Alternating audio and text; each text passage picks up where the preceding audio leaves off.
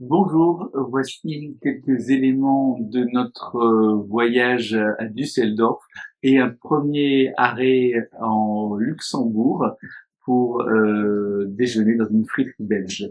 Voici maintenant le premier look de notre Airbnb et maintenant vous allez voir dans quelques instants la première tablée extérieure avec Margot et Bastille pour ce magnifique séjour en juin 2025. Bonjour Maria, je vous fais visiter notre maison. Ben là, on voit pas bien notre jardin en Allemagne, sur lequel nous avons pris quelques jours. Une petite salle de jeu ici, une salle de sport avec Bastille. Maintenant, on descend les escaliers.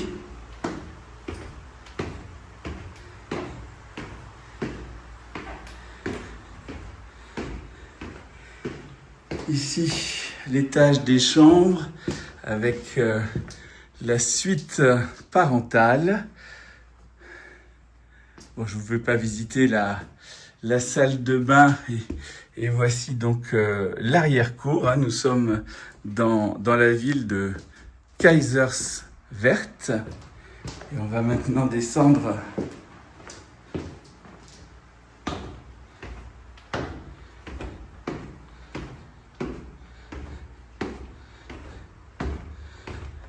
voilà, dans le salon séjour, qui est très, très plaisant.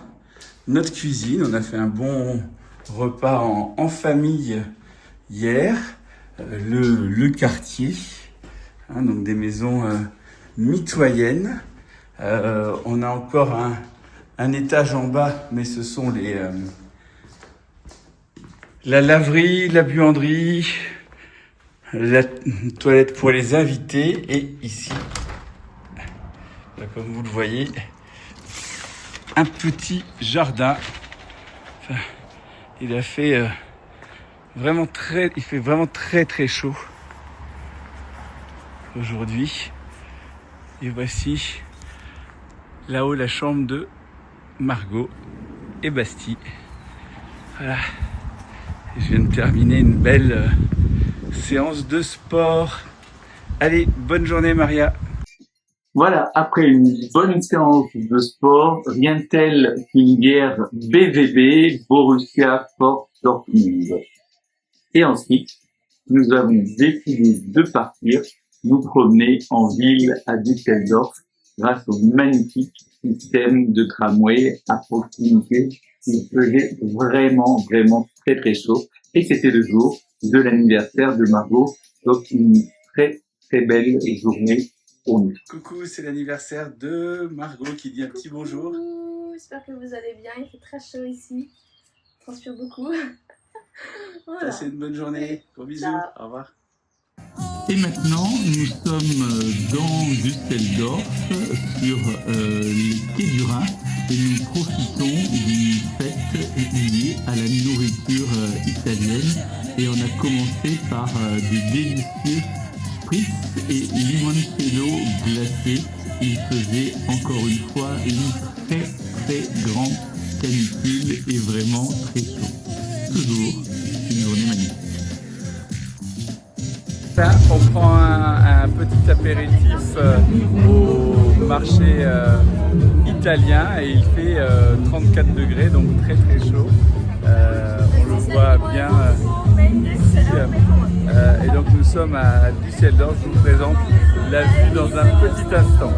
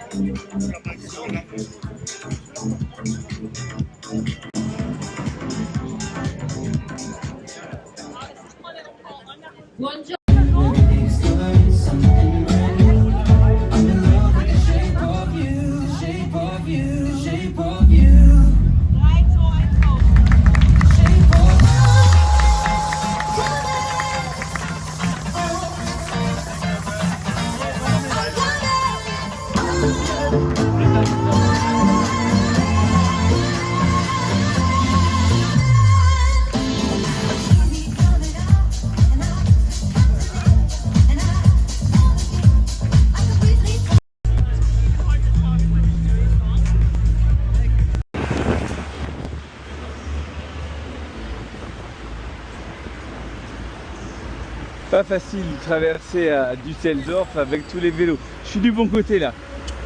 Mais effectivement, il faut faire attention. Je fais un commentaire en direct, Marie-Claire. Merci beaucoup. Je disais que c'était pas facile de traverser à Düsseldorf avec les vélos. Une drôle de statue allemande.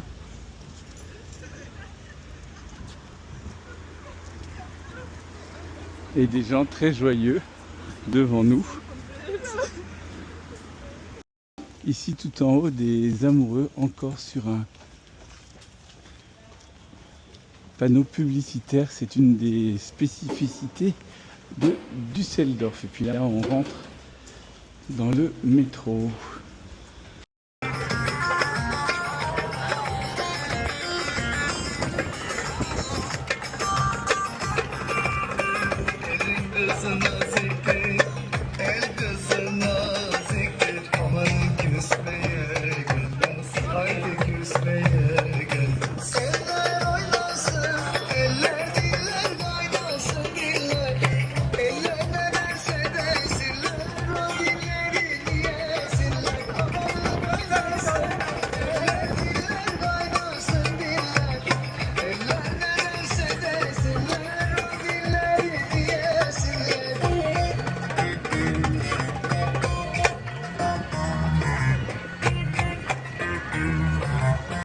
Alors ici, sur ces quelques images, nous sommes dans le quartier Köbogen 2 de Düsseldorf et vous pouvez voir la tour centrale Dreischeibenhaus, littéralement la maison aux trois tranches, qui a été construite en 1957 à 1960 d'une hauteur de 94 mètres dans le style modernisme post-Seconde Guerre mondiale.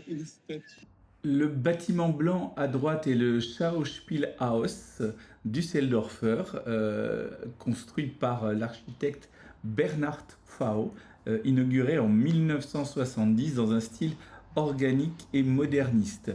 C'est l'un des plus réputés théâtres municipaux d'Allemagne et en particularité sa forme fluide contraste avec l'architecture rigide du Dreischeibenhaus juste à côté.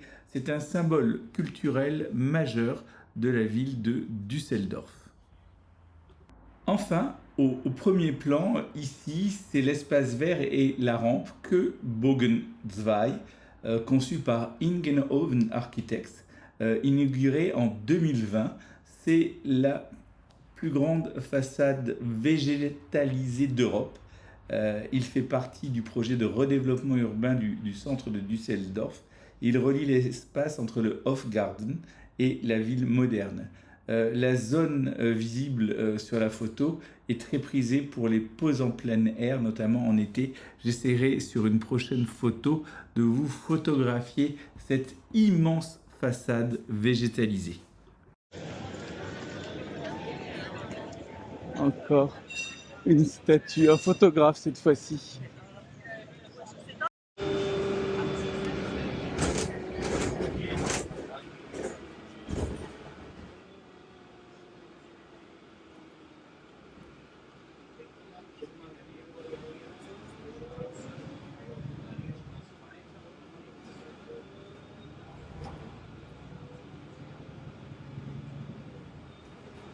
Alors nous allons en ce moment au restaurant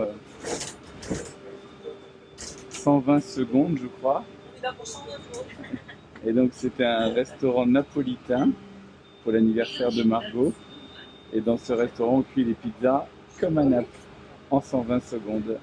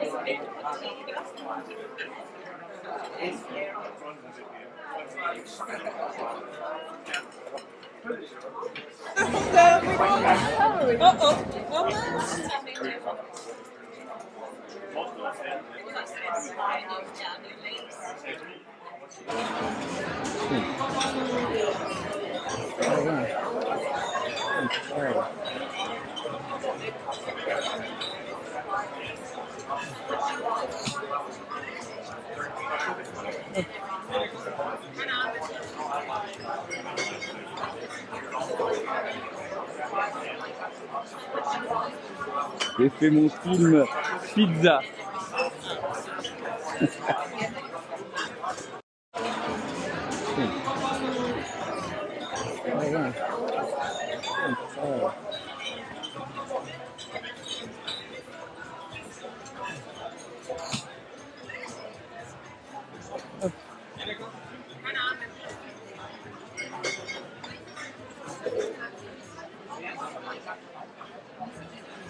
J'ai fait mon film pizza.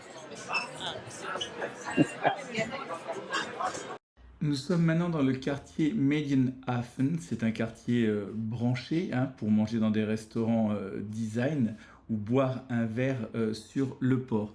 Ici, c'est le Neuer Zollhof, bloc argenté de Frank Gehry de 1999 dans un style déconstructiviste en acier inoxydable poli qui réfléchit la lumière et les couleurs environnantes, donc dans le quartier Medienhafen. On retrouve également dans Neuer Zollhof un bloc blanc en enduit clair, un bloc rouge en briques et le bloc argenté. Ces bâtiments sont volontairement asymétriques avec des formes ondulées et des angles surprenants. Ils symbolisent le renouveau artistique du port industriel transformé en quartier créatif. Ce sont les bâtiments les plus photographiés de Düsseldorf. Ces bâtiments sont occupés par des entreprises et Frank Gehry est également l'architecte du Guggenheim Bilbao et on retrouve ici son style sculptural. Nous voyons également le port de Düsseldorf avec le Colorium, ce bâtiment à la façade colorée de William Alsop de 2001 et sa façade est constituée de 2200 panneaux en verre coloré avec un toit rouge vif en surplomb. C'est l'ancien siège de la société British American Tobacco. On est ici dans un style postmoderniste, coloré, provocateur et artistique. À l'arrière-plan, vous voyez le Hafenspitze et des immeubles résidentiels. Ce sont des habitations plutôt haut de gamme. Et un tout petit bâtiment blanc à fronton baroque, c'est le Alte Zollhalle ou bâtiment historique de douane. C'est un très très rare vestige du port originel de Düsseldorf. Il a été conservé comme un clin d'œil au passé. Tout le reste du front de mer est occupé par des sièges sociaux. Plus loin, on va trouver par exemple L'Oréal et il y a une magnifique passerelle piétonne qui mène vers la promenade au bord du Rhin.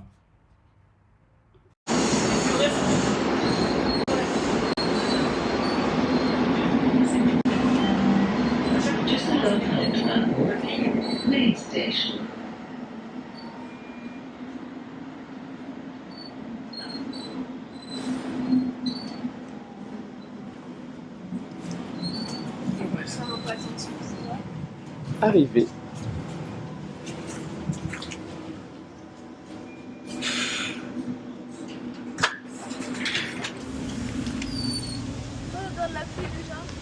Le pétrichor.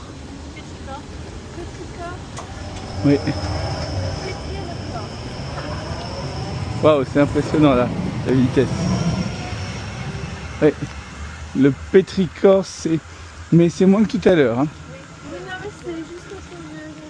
C'est l'odeur de la pluie sur le sol quand il n'a pas plu depuis longtemps. Ok. Pétrichor. I forgot. Quoi? You know? Yeah. Can you say it again? Pétrichor. C-H-O-R-E, il me semble. Ah, là, ça sent un peu le pétrichor.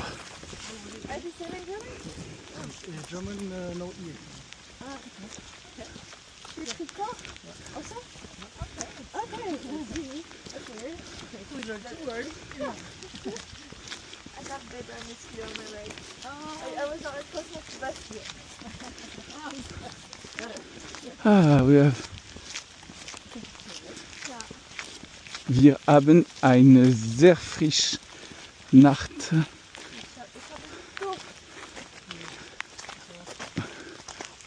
Und gut zu schlafen.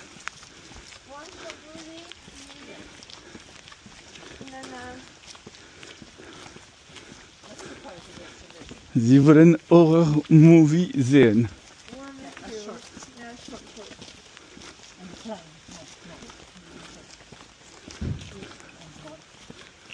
Okay.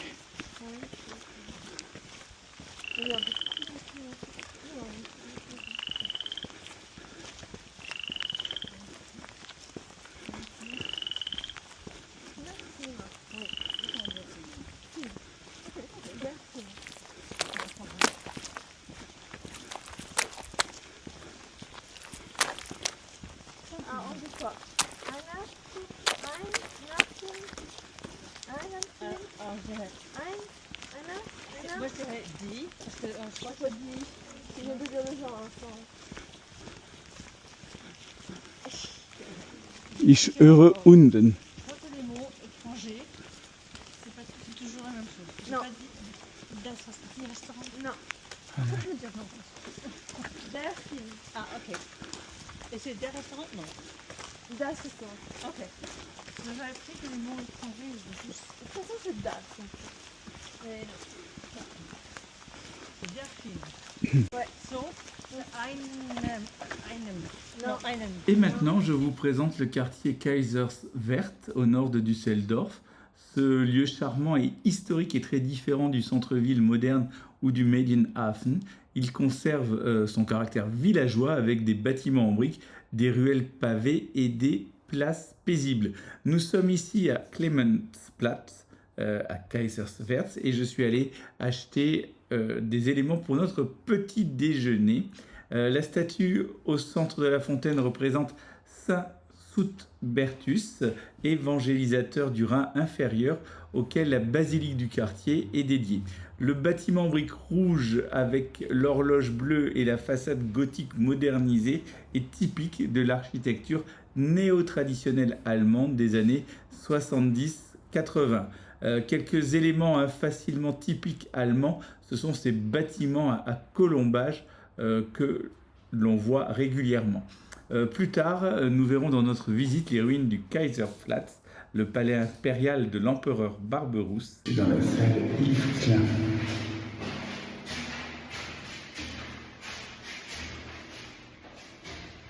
La salle Yves Klein se trouve à Krefeld, dans Haus Lange ou Haus Esters, construite entre 1928 et 1930. La salle Yves Klein est une expérience sensorielle dans une salle blanche et complètement vide. La salle a été construite en 1958. C'est une pièce vide qui devient œuvre d'art. On va faire la même chose chez nous. I want to have Bastille out.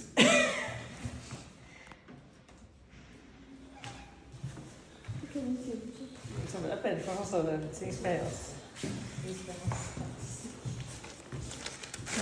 So you like it, Bastille? Sur la photo de gauche, dans le couloir, vous pouvez admirer un parquet en chevron, mur blanc et plafond bas, caractéristique typique de la House Lange, conçue par Mies van der Rohe dans les années 1920. Le long couloir avec les fenêtres sur le jardin et l'ouverture vers des pièces latérales correspond parfaitement au plan moderniste et épuré de la maison. On aperçoit également une exposition temporaire qui signe la fonction muséale actuelle. Sur la photo de droite, l'œuvre rouge en pierre est posée en sol en lien direct avec l'espace domestique. Le parquet identique, la banquette en bois sous la grande fenêtre et la vue sur le jardin en briques montrent que cette pièce est restée proche de son usage initial et transformée en espace d'art vivant. Le début de construction de ces maisons très modernes est de 1928 et sur l'image de gauche, vous voyez la vue à travers cette enfilade de pièces au volume précis et simple. Parquet toujours en chevron, boiserie discrète, encadrement de couleurs beige, vert pâle qui sont typiques du vocabulaire architectural de Mies. La fenêtre d'angle laissant entrer une lumière naturelle abondante renforce l'idée de continuité entre intérieur et extérieur, ce qui est un des principes phares du modernisme. Une cartouche murale visible indique une note de salle d'exposition. Sur l'image de droite, c'est la vue par une fenêtre basculante sur le jardin, avec ses haies et arbres taillés, typique du parc jardin des villas. Le petit espace d'allée visible à droite et le mobilier urbain indiquent que nous sommes à proximité immédiate de l'entrée du bâtiment. Cette vue ouvre aussi sur la qualité du dialogue entre l'architecture moderniste et le paysage naturel central dans le projet de Mies van der Rohe à Krefeld. Ici, une salle de bain, la fonction avant tout. La pièce illustre la rationalité moderniste, tout y est réduit à l'essentiel. L'absence de décor ou d'ornement exprime cette clarté fonctionnelle typique de l'architecture des années 1920-1930. Le système de robinets multiples sur les murs est révélateur d'un souci d'ergonomie et de confort très moderne pour l'époque. La lumière naturelle est contrôlée. Le puits de lumière latérale via cette fenêtre haute fait entrer une lumière zénitale spectaculaire, dramatique, ici grâce au faisceau visible. Cela renforce le lien entre l'espace domestique et la spatialité architecturale, une obsession de l'architecte. C'est également un témoignage de l'hygiénisme moderniste, le carrelage blanc uniforme, les joints visibles, les murs entièrement carrelés rappellent les principes de l'architecture hygiéniste, facile à nettoyer, minimale, aseptisée. On retrouve les idées du Bauhaus, par exemple, et de Le Corbusier sur la salle de bain comme une machine à se laver, un espace technique et normalisé. Les traces d'usure au sol participent à l'esthétique du passage du temps. Cette pièce est un véritable musée vivant, lumière, hygiène, rigueur géométrique. C'est une beauté brute, à la fois clinique et poétique. So you can mix politics and art. Make art and politics. Yes.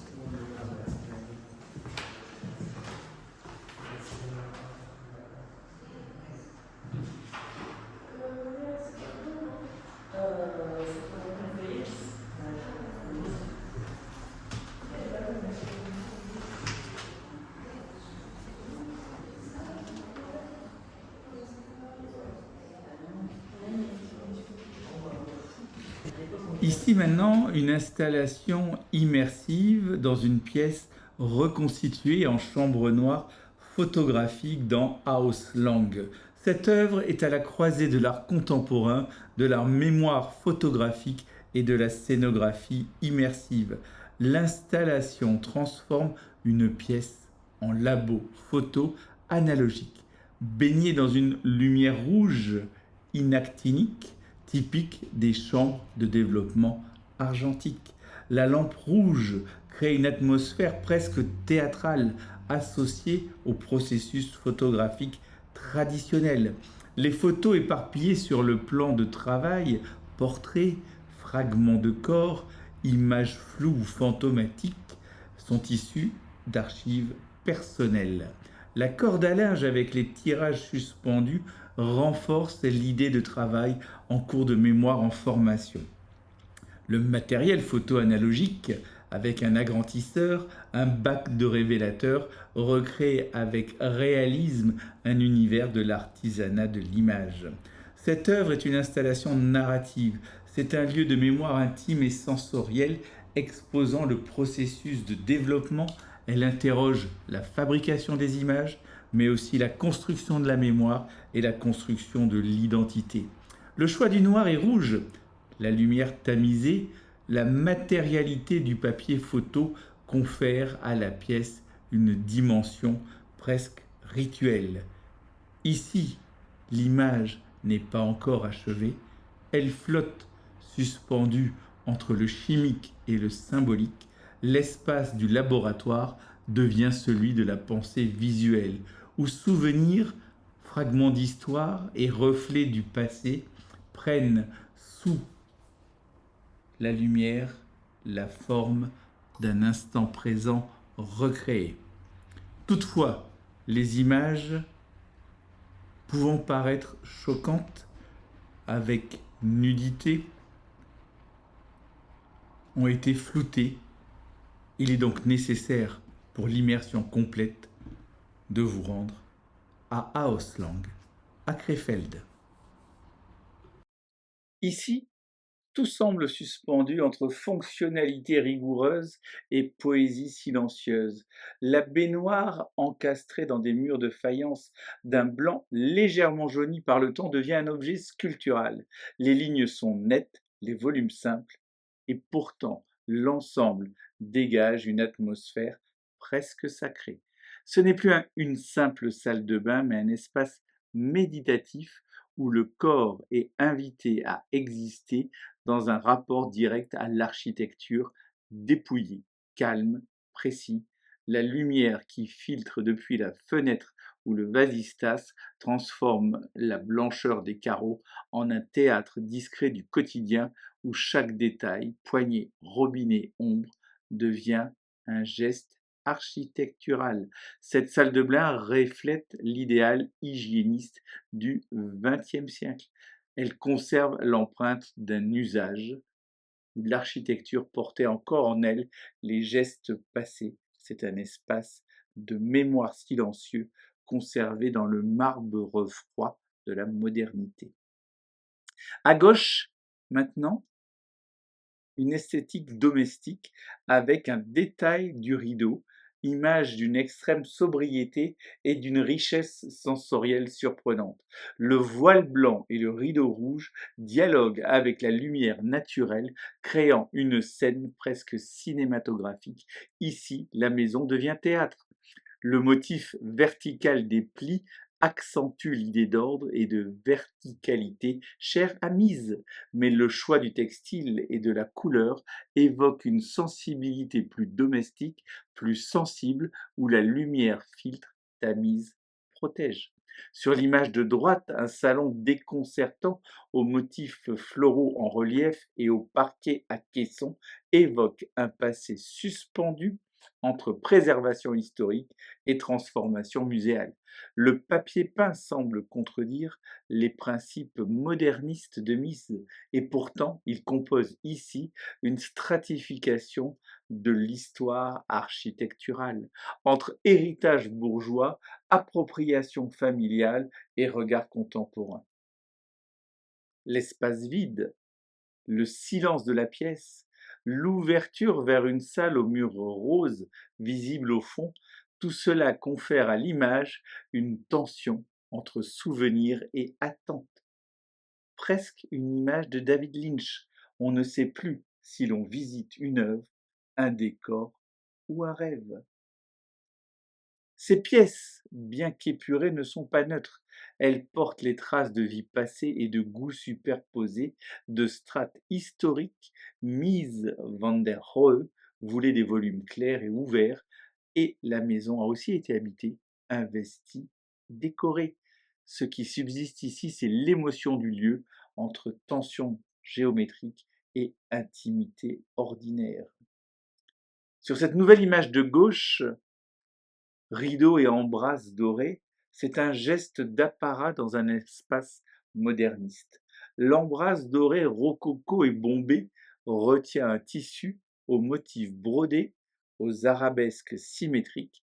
À ses côtés, un rideau jacquard, violet rose irisé, renvoie la lumière comme un tissu de salon viennois. Ce détail semble emprunté à une époque étrangère, à mise, presque une incrustation baroque dans un décor rationaliste. Mais c'est précisément cette dissonance qui fait toute la richesse du lieu aujourd'hui. Le modernisme est ici habité, contaminé, transformé. Sur l'image de droite, ce papier peint en gros plan donne un relief minéral, presque géologique, qui recouvre la paroi. Ce papier peint texturé évoque la coupe d'une strate rocheuse ou d'une peau ancienne.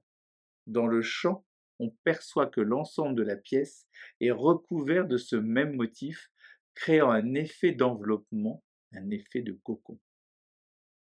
Ici, il y a une tentative claire d'adoucir ou de neutraliser l'austérité moderniste, en réintroduisant de la matière et du motif. C'est une tentative typique de l'héritage bourgeois d'après-guerre en Allemagne de l'Ouest. L'ornement refait surface, non pas contre l'architecture, mais comme mémoire d'usage, comme un palimpseste. L'Haus Esther est une maison moderne devenue archive sensible. Derrière le plan de mise, l'habitation a vécu. Elle s'est décorée, appropriée, chargée de textures, de motifs et de goûts. Ces détails révèlent le destin domestique et l'humanité des espaces. Ce n'est plus une maison idéale, mais une maison vécue, une maison décorée, une maison aimée, et maintenant une maison exposée. Cette photographie du buffet en niche, intégré dans la Haus Esther, et des éléments domestiques, offre une scène d'un quotidien réactivé, entre cuisine discrète et composition visuelle silencieuse. Ce coin de service laissé tel quel soulève plusieurs lectures, à la fois architecturales, poétiques et muséographiques. La lecture architecturale nous dit une rationalité invisible. Le meuble, d'une rigueur fonctionnelle, est typique de l'esprit de Mies van der Rohe. Lignées purées, placards sans fioritures, surface minérale. Cette rationalité moderniste se fond ici dans un usage discret et contemporain, un désordre doux humain. Ce n'est pas une cuisine, mais c'est un espace de passage, un lieu de gestes simples et furtifs. Cela m'évoque une nature morte contemporaine, avec ses bouteilles d'eau minérale, cette boîte de sucre, l'essuie-main, le gobelet, le four, la lessive, la théière dorée des verres empilés. Ces objets du quotidien dessinent une nature morte involontaire à la composition silencieuse et presque picturale. Ils parlent d'hospitalité discrète, d'occupation réelle, d'un lieu d'exposition qui devient un lieu de vie. Ici, le musée n'efface pas l'usage, il le laisse affleurer comme un palimpseste vivant de la fonction initiale de la maison. Le regard est invité à voir au-delà de l'architecture, non plus seulement les formes ou les matériaux, mais les usages, les gestes, les objets modestes qui ramènent l'utopie moderniste à l'échelle humaine. Enfin, les vues extérieures. À gauche, le regard est guidé depuis la terrasse d'allée, au-delà du garde-corps noir minimaliste, vers une pelouse parfaitement orientée. L'installation blanche, au fond, agit comme un point de fuite poétique dans un jeu d'alignement axial. Ici, le jardin devient architecture. Il est dessiné comme un espace avec ses plans, ses volumes, ses percées visuelles. Le végétal n'est pas ornement, il est matière à structurer. Sur la photo de droite, la brique devient paysage. Depuis la fenêtre haute, la brique rouge dessine une plateforme à la fois murée, banc, seuil, scène. Elle forme une transition douce entre architecture et sol vivant, sans jamais s'opposer au verre qui l'entoure. Cette terrasse basse illustre la matière dont l'architecte intègre les matériaux nobles dans une topographie fluide, douce, presque japonisante. Elle est pensée à hauteur du corps, pour être foulée, observée, ressentie, pas seulement admirée. Si la maison est un pavillon dans le paysage, alors le paysage est aussi une idée construite. Le contraste entre la structure géométrique et la croissance libre de l'herbe, des arbres, de la mousse, devient un dialogue fondamental entre ces deux vues. Le visiteur est invité non pas à simplement voir un jardin, mais à entrer dans un rythme, un espace pensé pour le regard autant que pour le corps. C'est un paysage habité par la géométrie, mais libéré par la lumière et le temps.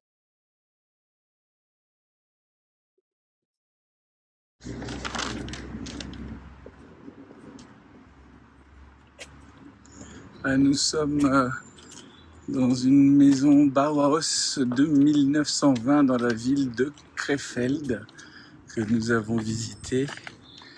Et là, nous sommes en train de faire le tour de ce magnifique jardin vert avec ces deux maisons d'architectes construites en 1920 et qui ont été depuis utilisées par beaucoup d'artistes d'art moderne. Bon, les couleurs sont magnifiques.